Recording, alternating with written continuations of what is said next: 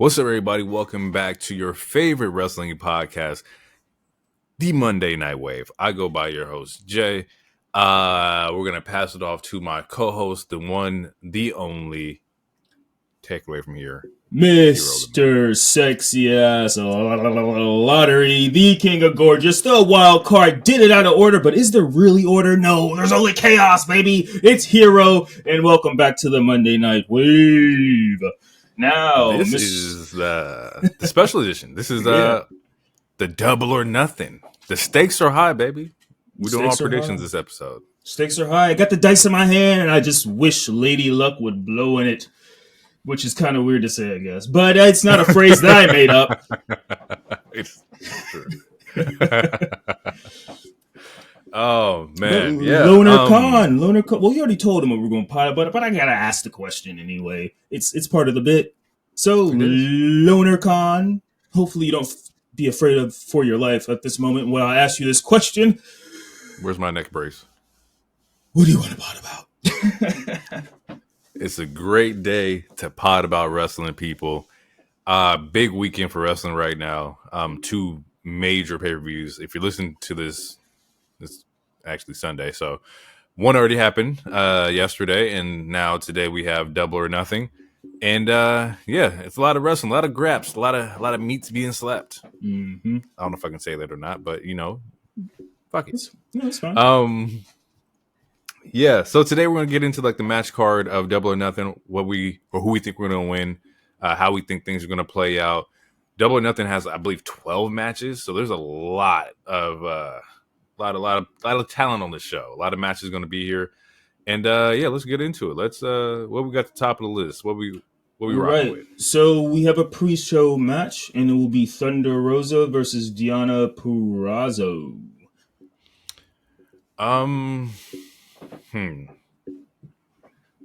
Man, this is gonna be a good match. Based off like the last Thunder match I've seen, she went crazy, and Deonna's also really nice. This is tough. I'm going to go Deonna. I'm gonna go Deonna Purrazzo this match. Word. Yeah. I think Thunder still needs some more momentum since coming back. So I'm gonna choose Thunder. Honestly, this is a match where I feel like you could flip a coin and it could be either. It could go either way, but I think Thunder could use a win, maybe more. I don't know. I'm gonna go Thunder though. I'm choosing Thunder. This is also one of the matches that I feel like they could have cooked a little bit longer. We could have pushed this one to the next pay-per-view, just to give these women more time. I think rushing it on the Double or Nothing show feels a little like come on, hold on, let us cook now. But yeah, you're right. You can flip a coin. Either one of these, like, it could be a toss-up. So it's still gonna be a great match. Hopefully, it's a great match. Hopefully, I think since it's on pre-show, it's gonna be on YouTube before the show actually starts. So they definitely will get time for sure. And to be fair, I mean, they've been beefing since Thunder came back while Deonna was beefing with Toni. This is true. I don't watch Rampage and I barely watch Collision, so maybe there was storyline stuff that we missed or that I for sure missed. So I don't know if this is quote unquote rushed, but since it hasn't really been on Dynamite that much, it definitely feels random, or I don't know. I was listening to something early in the week where they're talking about that too, to where like the continuation of stories being placed on multiple shows can get a little like confusing for the watcher. Because I watched Dynamite this week for Thunder and Deonna, and I got to watch Collision next week to see the continuation of the story. It's a lot. Hopefully we'll figure that out, or they can figure that out. Next match, we have the International Championship. We have Roderick Strong versus Will Ospreay. I'll go first. This match shouldn't be happening. It's just, and it should be happening in the sense where it's like I feel like it's too soon to beat Will. At least it's too soon to beat him clean. And then if he wins it, which he more than likely will, no pun intended, because I'm definitely picking Ospreay to win this. Then it's like, I mean, then he has to build until either he loses it or because I feel like the end of the road is him going for this AEW World Title, and Right. everyone assumed it would be in August in Wembley. So does he go in as a double champion or does he lose right before it? To me, I just feel like they shouldn't even done this match just to avoid those kind of questions, or just to avoid that kind of booking strategy that COD is going to have to figure out. But we're here anyway. And they did have a good back and forth promo the other week. It They seemed, did. it seemed a little spicy. I am a huge fan of the Messiah of the Backbreaker, but I believe this is Will Ospreay's title to take, unless maybe, yeah, the only other way I would book it is him lose by Don Callis finally betraying him, but I don't know if that's going to happen. So I'm gonna choose Will So, Ospreay. um, I'm with you. I'm gonna go Will Ospreay as well. Um, but my thought process is that right now, I think he'll win by DQ. I think you're gonna get some action from Wardlow. Uh, I saw like the last. I can't remember who. I think it was Roderick was going against Kyle O'Reilly, and Wardlow was like late to kind of like interfere. And I think that was like a story bit of like, oh, he almost fucked up and by letting Roderick lose. So I think that we're gonna get win by Ospreay by DQ. Roderick retains, but then you have this whole Will beef with Wardlow because they still got to figure out what the hell they're doing with Wardlow, or Will wins clean and he still beefs with Wardlow, but then you have Cole coming back pretty soon. You have Roderick already back, and you still have Kyle O'Reilly. So like potentially some something there. I don't know what they would have called themselves in AEW, but I could see like them linking up as the trios. All three of them would be fucking great to have on TV. It's still Undisputed Era type. It's something. It's similar. I don't remember what the name Similar, was. yeah. I think you can do that. But Yeah, as far as I know, that's there's no timetable on Cole. We've heard more. We've heard recent news about MJF more than we've heard about Cole. Although we have true. seen And him walk. We have seen him walk. So yeah, I don't know. Yeah, time will tell. it's all a toss up, but I think will win either by DQ or clean. I'm probably leaning more so DQ, just because Undisputed Kingdom plays dirty. Um, we have the World's Trios Championship, Bang Bang Gang instead of Bullet Club Gold. Even on like the website, they don't go by Bullet Club Gold no more. It's just Bang Bang Gang. Yeah. Versus Death Triangle for the Trios Championships. Uh, yeah, I'm going Death Triangle. I don't root against Lucha Bros ever. It would be cool to have Death Triangle win. I'm going to go Bang Bang Gang though, Mm-hmm. because they need to. Even though Jay, even though Jay White is atrocious on the mic, he is still one of the recent hottest free agents that they signed. So I feel like you want to keep him looking strong at least, and Mm-hmm. also just the inconsistency with Death Triangle. I love Death Triangle. I love Pot. It's just the injury. Yeah, like either as far as Lucha Bros go, either one of them is injured, and then with Pac, he shows up every 3 months and then he disappears because of visa stuff or passport or whatever. So I just feel like it's not impossible for them to win it. They've won it before, but Right. the real question is the consistency. Like, is Pac just going to leave again for another 5 months? Is one of these luchas going to get injured? I don't know. We'll see. But having them finally join up again is lit. They could win it, but I'm going to choose Bang Bang Gang for those reasons. Okay. Um. Yeah, they're gonna throw on a fucking phenomenal match. The match is gonna be fucking insane. Um. I would think that like hypothetically, if Death Triangle does win, and I'm not saying you break up Bang Bang Gang anytime soon, but you would kind of want to have Jay White available for like a singles match for Forbidden Door. I think like that's kind of where you would want to go. I just me personally, I don't know anything about fucking booking, but I know that Jay White at Forbidden Door going to get somebody from New Japan or any promotion at that matter would probably be a big singles match to have. I mean, I would say it'd be an okay singles match. The nigga just left there not that long ago, so anyone he would fight, he already fought before for sure. And then you could also still have the singles match without breaking them up. I mean, look at and Moxley shit, and look at Danielson. right? You can still have the trios match. You can find Yeah. me, 3 New Japan like talent over there, or a group from New Japan. That's a trios. I think that's possible too. Yeah, do they still have a Bullet Club? I want to get another Bullet Club versus They do. Bullet Club. They definitely do. Yeah. Next up, Orange Cassidy versus Trent Beretta.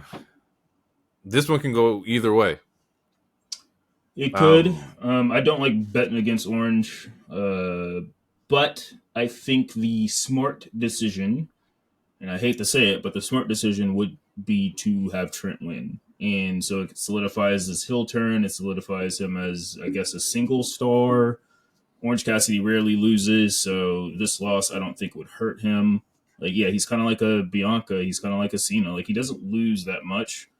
And so Trent in this new character, he could use a big win, especially against a former best friend, no pun intended. So I'm gonna go with Trent.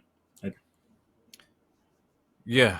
I'm gonna go Trent as well, and I think the play is like the whole "I was your best friend. I can't beat you this bad. I don't want to see you bleed like this." And that's probably what's gonna like end up setting him up for the loss.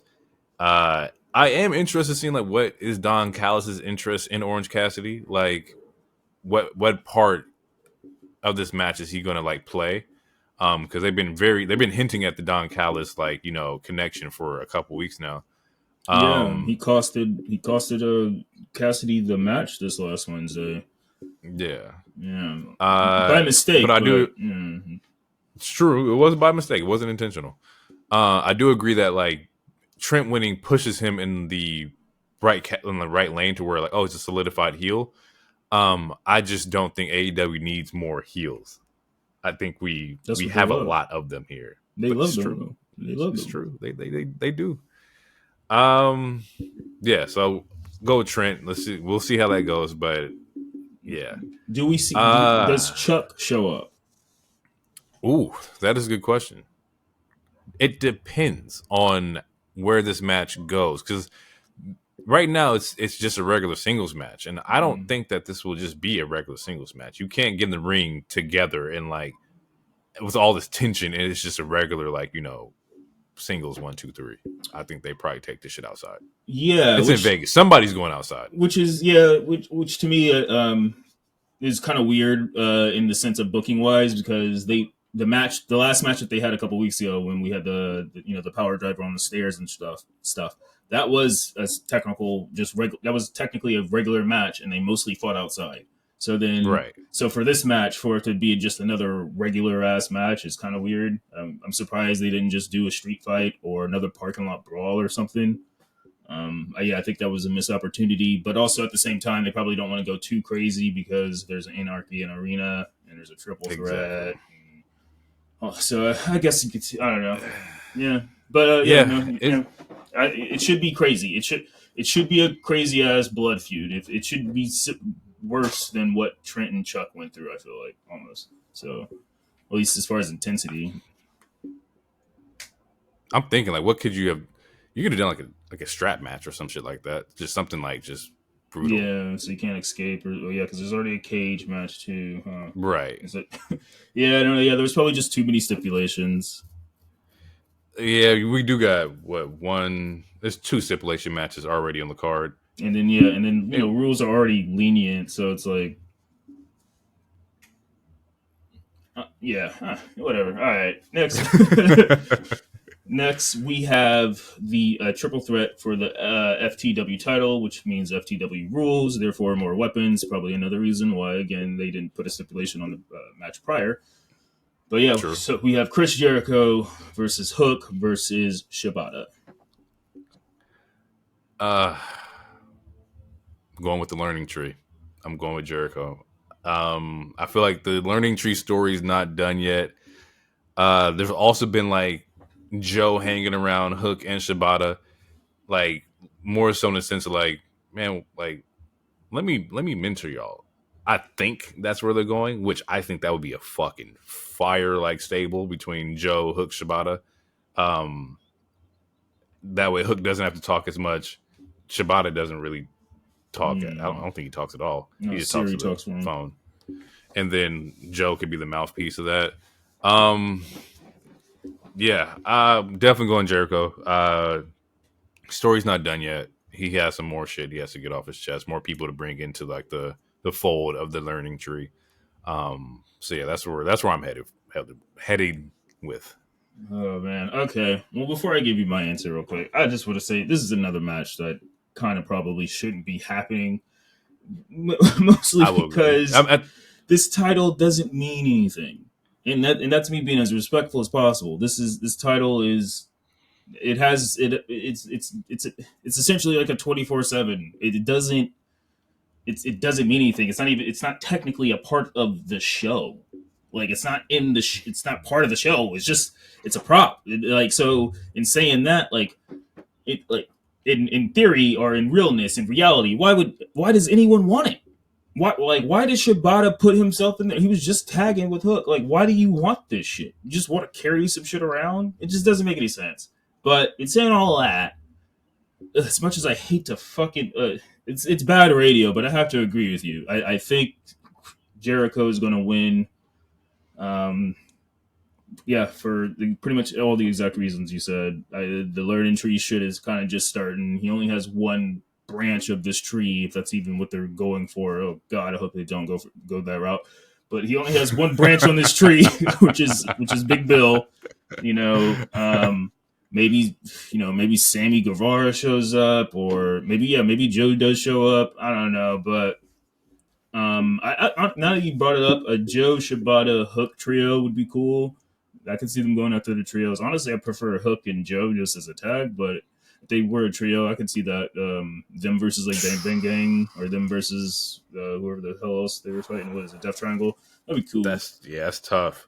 That'd be tough. Yeah, I think Jericho's gonna win, and he's gonna get booed out the arena, and it's gonna be well deserved. 1000%. I will say, like, they're trying to bring some kind of prestige to that title. Everything that you're saying is absolutely correct. It was like, why do you want this? What's the reasoning for it? It doesn't exist. I think they're trying to build a legacy for it by getting people interested in it. And I think having Jericho at the helm of that does get people asking questions because, like, you don't want to see Jericho, but you know what championship he has. It's kind of like a double-edged sword here. It's like, fuck, go home.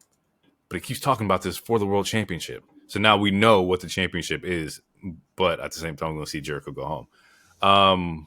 But yeah, I do agree with a good majority of what you were saying. Next up, we got the IWGP World Heavyweight Championship Eliminator match. Jon Moxley versus Konosuke Takeshita. Another match that should not be happening. Here's the thing. I didn't know that New Japan controls the booking of this, of the title, of who goes against it, who gets it, because it's their belt, which makes sense. But I didn't know like they control everything about this belt. Now, is that super confirmed? Because I didn't see any like official confirmation that was. I mean, it does make sense, but I just didn't see any like official like. I was listening to, I think it was SRS, I think it was Ross Sapp that I was checking out, and he was talking about like how like they control everything about the New Japan title, which, like I said, it makes sense. Like people were asking, why is it an eliminator match? Why isn't it just not a championship match? And it's because like they already have Mox like booked out for like future events, and they're already promoting like these future events with Mox on the card, which kind of takes away or takes you out of it, but it doesn't if it's a eliminator match. Like Konosuke could, defeat Mox, which, by the way, is where I'm going for this prediction. Mox is my guy. We all know this, but I'm going Konosuke. I think Konosuke beats Mox in this. I think they have a fucking banger match. I just think Konosuke comes out on top. I love Konosuke, but Mox is one of those people that is rarely beat, especially clean. I think he's 11-0 in all of 2024 right now. So I'm gonna go with Moxley. But the reason why I say this shouldn't really exist is because it is because it's an eliminator, but not because not because of the booking and who controls the booking, but because this is a pay per view and you're having a number one contenders match on a pay per view. It just doesn't make that much sense to me. Okay, I can. If that big, like, yeah, it's a pay per view and you're having a number one contenders match against the champion. I never thought about it like that. Yeah. Eliminator just makes it seem like it's a different kind of match, but you are right. It's a number one contenders match against the champion, especially without like any kind of like stipulation. This wasn't like a special guest referee. This wasn't a quit match. There wasn't nothing like that to incentivize it to, you know, lead into like a championship match. But yeah, you're right. But I'm gonna go Moxley. That nigga don't lose. At least not a lot. Does not. He does not lose a lot. And which would make it even more like surprising if he did, because like when he loses to people that he respects, and it does put them over when he does lose. And Konosuke could use the push. Yeah, I mean, when you say it that way, yeah, he could.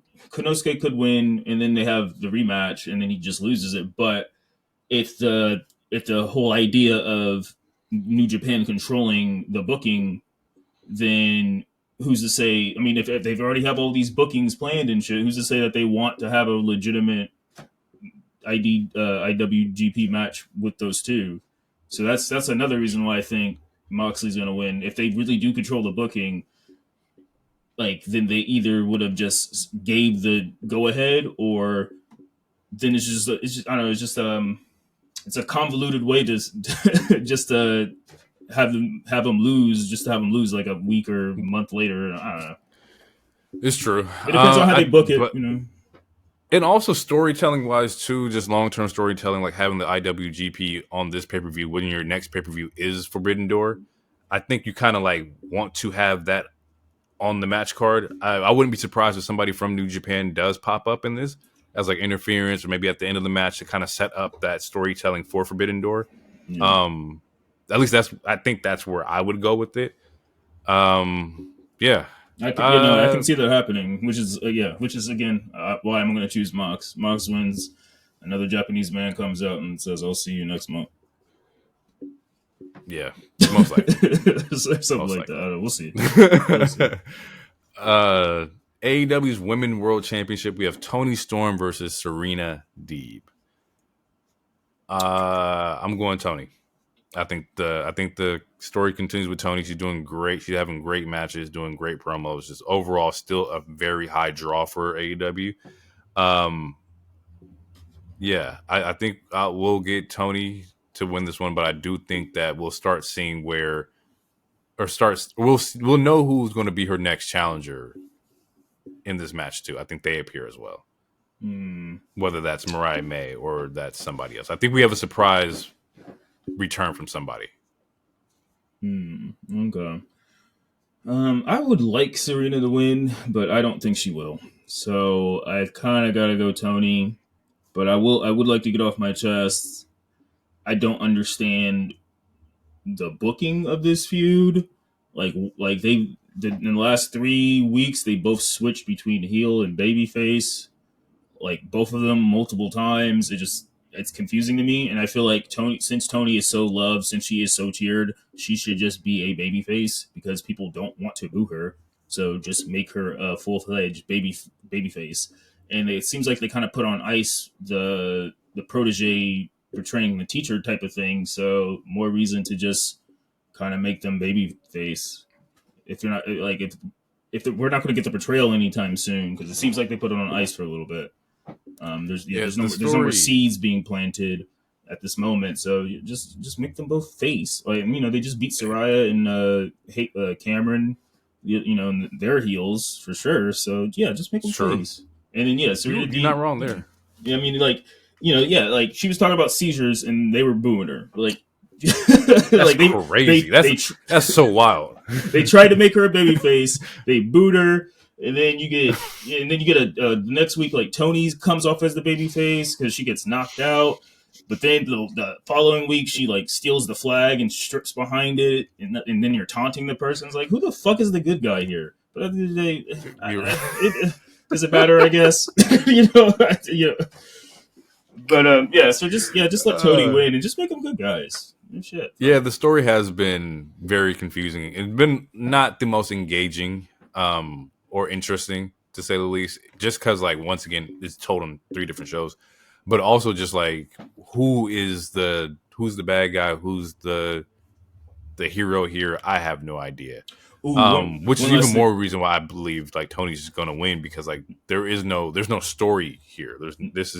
You could have went without this one respectfully, because there's no story like connection. There's no weight to this. I don't feel like there's any weight to this. Yeah. Well, yeah. One last thing, because I did watch Dynamite this week, or I watched the last hour of it, and Serena Deeb, her fit, she had a fit on. She had that shit fire on. She had that shit fire on. That shit was fire. Like she had a fire ass suit with a dope ass jacket. And, dope. She was war heeled this last Wednesday. Like, what is going on? It's just, anyway, but no, that fit was fire though. I had to, she needed a that shit was fire. Yeah. Next up, this is one I'm looking forward to the most. TNT Championship barbed wire steel cage match. Adam Copeland versus Malakai Black. Yeah, this is. I want to know. I want to know where this goes. After this past Dynamite with the whole like blood in the ring thing, like that. Love that shit. That shit was fucking great. It was dope to see, not because of the blood element, although that did help, but just to see a heel like on their back feet. Like, well, what the fuck is he on? Like, we supposed to be doing the tormenting here. What the fuck is this? Also with the stipulation that came out today, that was if he joins, or if Copeland loses, he joins House of Black. If Black loses, Copeland takes Brody and Buddy, and he's in House of Black. So it seems like either way, somebody's either joining or somebody's getting kicked out of the group. Yeah. And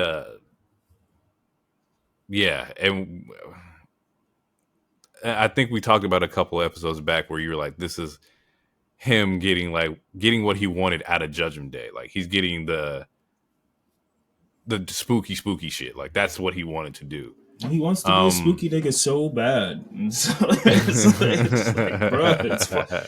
You don't need powers, bro. You're fine. But I'm biased. I'm always going to say Malakai Black, but I don't, not for the reason that you would think. I think that like Cope would do this in a way of like, I'm already solidified. Let's put the belt on you and let's give you these singles matches. Because I don't know what you do with Cope after if he wins this. Like, what more could you put him over in? I think for Malakai, this does a lot more for him than it does for Adam Copeland. Yeah. Unless, there's an exit strategy happen for Malakai Black and he's, thinking about going somewhere else or going back to the E or whatnot. I don't fucking know. That's one of the things that popped in my mind when during Edge's promo, or at Copeland's recent promo when he said, "If I win, the other two follow me because they know I have a devil in my heart." So that did pop in my mind. Based on what's Black's contract status. I'm gonna choose Copeland because Malakai rarely wins singles matches. He rarely has singles matches. But Cope, man, I'm choosing Cope to win. I don't see him losing the title this soon. And your question is like, what could he still do? Like, he could still turn slowly more and more evil with his spooky stuff, especially if he has 2 goons with him. On the other hand, if he did lose and join the House of Black, I don't imagine him just being another soldier. I imagine he would probably do what Judgment Day did to him and eventually kick out Black anyway. but I don't see him. I don't know. This is a coin flip, but I'm gonna choose Copeland. I don't. You do make a good point because I feel like he does want to put over obviously younger talent. Like he talks about it all the fucking time. Yeah, I think this is a coin flip too, but I'm gonna choose Copeland. I think that like putting Malakai Black over in the singles match, it kind of, at least how I think about it, kickstarts like, you know, the singles run. You got to start somewhere before you can get the AEW World Championship. But I think if you have him win here, we can start building this resume of, okay, Malakai Black's coming for the head guy. Because I think that, like, hypothetically, after Ospreay, or maybe even like, you know, Ospreay's first defense, Malakai Black versus Will Ospreay sells shit out. I think that's a great fucking match to have. Or maybe whoever dethrones Swerve between either fucking Will or Malakai. Like, I think that can happen as well. But yeah, hopefully it's a good match. Especially with all the stipulations, you know, ties to this. I just want a good fucking match. And whoever wins, like, it's gonna create stories. We're gonna have something to talk about, you know, in the following weeks. Yeah. TBS Championship. Willow Nightingale versus Mercedes Moné, the debut of the CEO. We talked about it a couple times before. I'm going Willow. I would love to see Willow get this win over Mercedes. It would be a huge fucking win for Willow, especially because like the one that happened in New Japan was just off of like technicality because of the injury. Yeah, what do you got? Oh man, I want Willow to win only just because I want to see Mercedes stands just go berserk. I think it would be hilarious, similar to what happened with Nicki Minaj today on Twitter. Absolutely hilarious. But oh man, fuck. I feel like this has been made for Mercedes to win. I would be. Okay, yeah, for the sake of radio, I'm gonna choose Mercedes, but I want the audience to know I really want Willow to win for the chaos. But I'll be extremely surprised if Mercedes loses because it seemed like. But then again, maybe that's hopefully a swerve, but TK doesn't do a lot of crazy swerves like that. It seems like we got to figure out who attacked her though. We got to know who was the one that did the attacking. We still ain't got no conclusion to that. Yeah, Mercedes wins, and then you find out who it was, and who it was Statlander. Shit. I think the biggest question of this is that can she still go?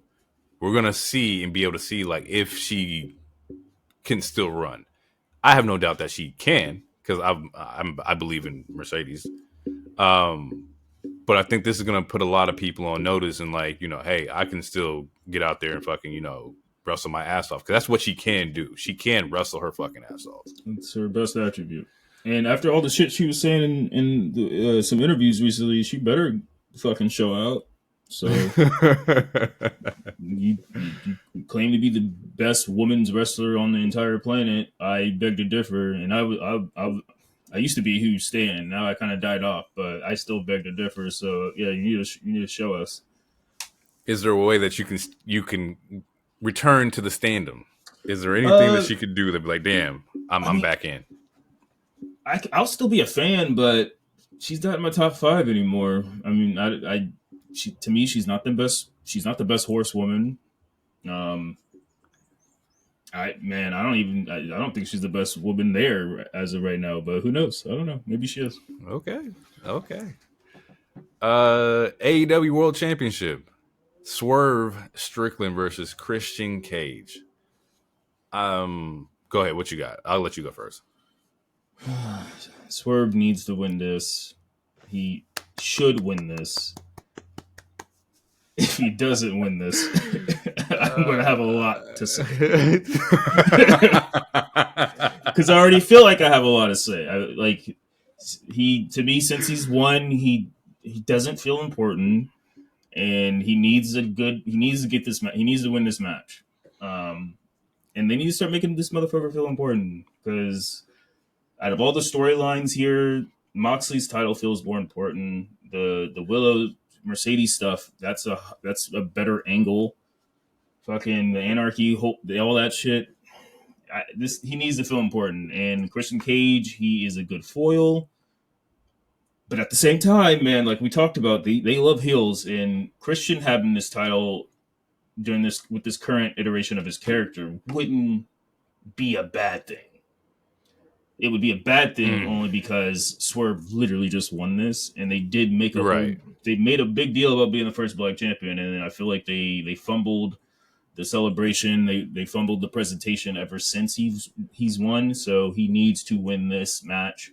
I think he's going to win this match. I mean, he's going to have to block me again if he doesn't. I'll say that. Fucking shit, that's funny. Blocking you twice when you already blocked is fucking hilarious. I'm gonna go Swerve as well. If Swerve loses, I don't think my wrestling fandom can take it. I can't take Swerve losing and Kofi losing in the same lifetime. That's just on some wild disrespectful shit. I can't do that. I will say this last week on Dynamite, he actually had a great showing. There was a little segment between him and the Bucks to where like they're kind of afraid of him. They're like, "Oh shit, champ, hey, whatever you want, go ahead, do it." To where in the sense of like, we don't like you, but we respect that you're the champ, and we don't want no smoke with you. He had a great match with Nick Wayne, and not even like on a Nick Wayne's keeping up with them. This is the match that should have happened with Kyle Fletcher. And when I watched it, I was like, this is the one that like he's showing that he's a champ. You can't step with me. I'm the top guy for a reason. This was very much so that match. So he's definitely building up his championship like caliber, championship swagger, the whole nine. And I think based on how that match went, how the promo afterwards went with the whole like Christian trying to escape in the car thing, Swerve or Nana cutting him off, and Swerve's like trying to bash his man's head in on the top of the fucking hood of a car. They're definitely pushing and trying to build Swerve's legacy right now. And I think the best case scenario is for him to win this, especially after all the investment that we've had, this past couple of weeks. Yeah, the angle, the car angle, I didn't like the ending of it, but I appreciate that Swerve finally got the upper hand, because he's been getting embarrassed literally like the last 3 weeks. So I'm glad he got the upper hand, but to beat up somebody and then set up the concerto and then that person just runs away. So either you didn't beat him up hard enough or something, because there's no reason he should have escaped on his own accord. Like Kill Switch or somebody should have saved him. You set up the concerto and all of a sudden he just zooms out. I don't know. To me, that's weird. Like someone, he did shake off. He just shook off. It was like I just like beat you up and laid you down, and you just I don't know. But no, Swerve needs to win this. Absolutely. Last match of the night, or part 3 of the triple main event, is the Anarchy in the Arena match. The new Elite, or the Elite, Young Bucks, Okada, and Jack Perry versus Team AEW, Bryan Danielson, FTR, and Darby with the flamethrower Allen. Honestly, no clue. I have no idea who can win this, because there's very much so stories that can be said on both. However, I think the story the story needs to continue with the EVPs.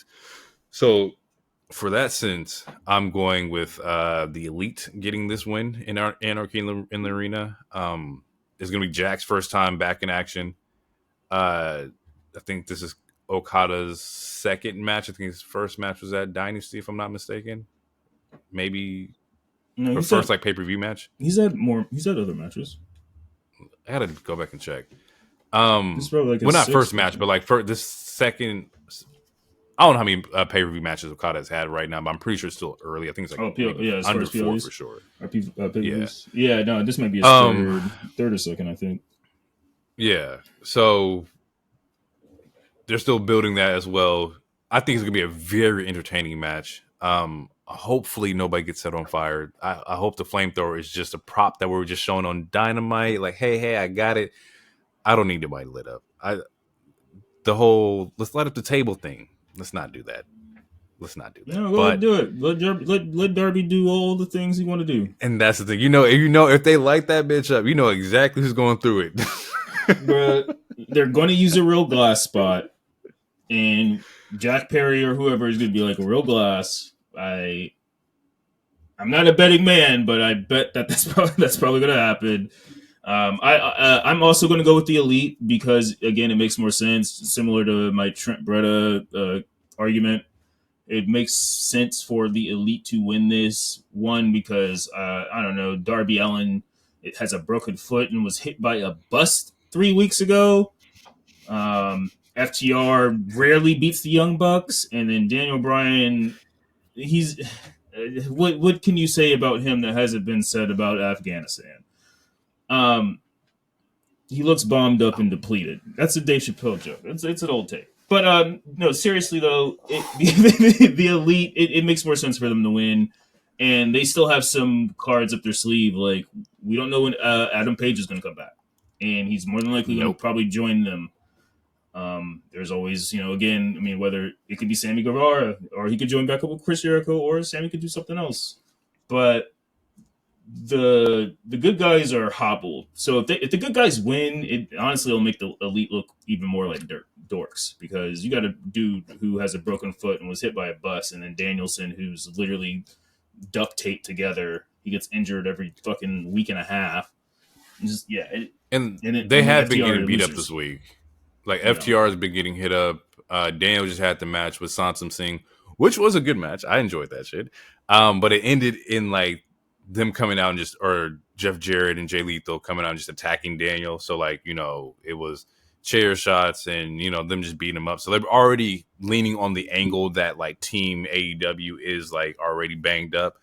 So I feel strongly about the Elite getting the win here. Yeah. They should. For the sake of story. They should. Otherwise, you're going to look like some fucking dorks, man. Yes. That was our Double or Nothing predictions, everybody. Hopefully you're checking this out. It's going to be a good one. I'm definitely interested in seeing how this goes. And we'll talk to you guys not in the next episode, but the episode after about the results and how we felt about Double or Nothing. And we'll go from there. Until next time, we will catch you guys later. It's been real. This is the Monday Night Wave. I'll see you later. Too sweet.